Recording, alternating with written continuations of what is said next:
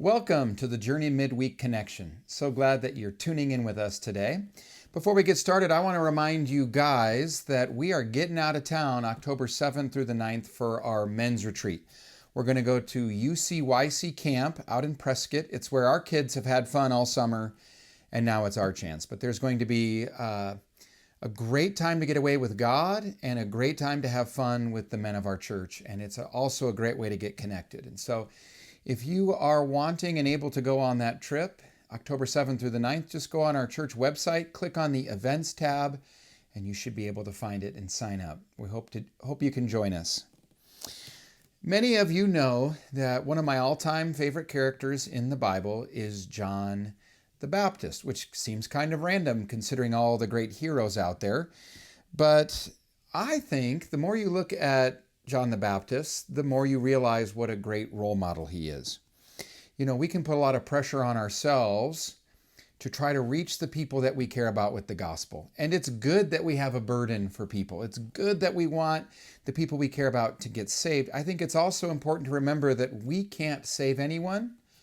All we can do is point others to the Savior. And that is what made Johnny B so great. This sermon, I heard a preacher give a sermon on John the Baptist, and I took great notes. And I'd just like to share with you a couple of things. John the Baptist was great for four main reasons, and if we can practice these four same attributes, we can be a lot like him. So I thought it would be worth a look. The speaker called these attributes the 4 Ds. John the Baptist was dependent, he was deflective, he was dedicated, and he was decreasing. So let's take a look at this. First, let's start with the text. John 3, starting in verse 22.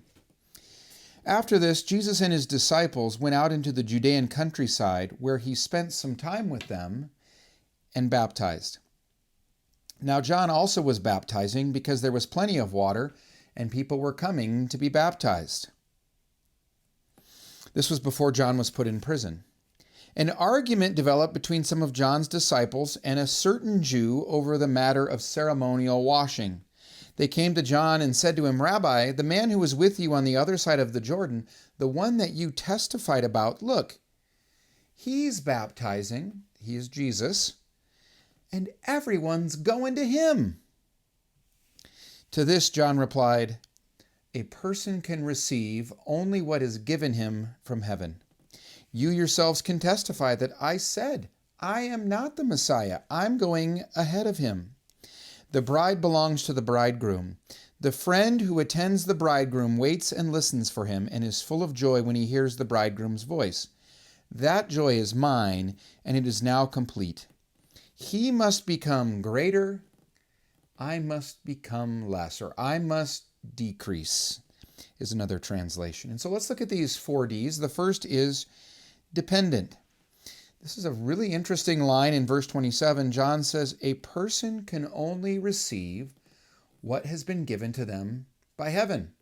And John was thankful for the role that he was getting to play in the story, and he didn't need to try to be the Messiah. He knew he wasn't the Messiah. And so it's a great reminder that we're only called to play the role that we've been called to play. And so John was dependent on God. He was also deflective. That's the second D. If John were to answer the question, who am I? He would say, I am the voice out in the desert pointing to Jesus. There were people who were so moved by his ministry, they would say, are you the Messiah? And he'd say, no, I'm not fit to untie his sandal. He would deflect away from himself. They thought he was so great, he might be the Messiah. He goes, no, I can't even touch his sandal. Not me, him. He deflects back to Jesus. So that's a great attribute to have. The third D is that he was dedicated. Specifically, he was dedicated to the joy of someone else. Look at verse 29. The bride belongs to the bridegroom. The people belong to Christ, is what he was saying. The friend who attends the bridegroom waits and listens for him and is full of joy when he hears the bridegroom's voice. That joy is mine. And so he's basically saying, I am the best man, and I love the groom so much, and I'm so excited. I have so much joy seeing the bride and groom finally come together. And so he was dedicated to someone else's joy. And then the last of the 4 Ds is that he is decreasing. And that's a very famous verse here where it says, he must increase, I must decrease. If that isn't the recipe for personal success as a Christian, I don't know what is.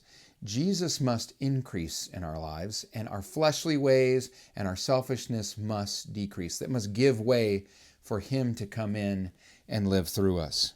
So my challenge to you today is go the way of Johnny B. Do your best to be dependent, deflective, dedicated, and decreasing. Or maybe just to make that all very simple, today, he must increase, you must decrease. Thanks for tuning in. Hope to see you on Sunday.